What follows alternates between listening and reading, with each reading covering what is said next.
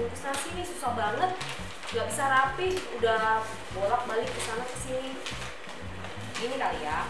Tuh, jelek juga. Gimana sih caranya? Kak Naomi. Naomi, lagi apa? Lagi bungkus nasi nih, cuma nggak bisa rapi gitu. Gimana sih caranya biar bisa rapi?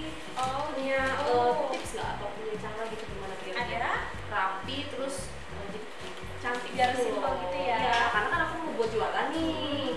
Kalau misalkan aku ganti packaging yang lebih bagus kan mahal. Iya. Aku pengen jualan murah-murah gitu.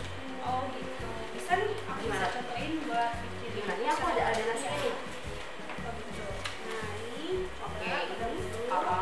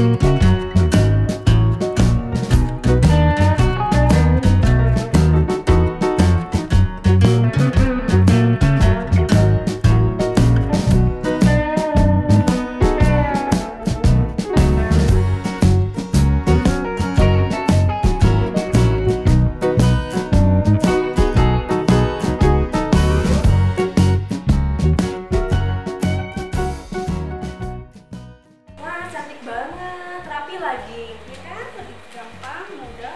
makasih ya Naomi ya. Iya, Dan biasanya juga cepat. iya bener-bener. Cuman awalnya mungkin agak harus dilipat semua Iya. dulu biar cepet. Jadi nanti baru tinggal masukin nasinya ya. Wah cantik banget nih. Bagus kan Sasa Lovers?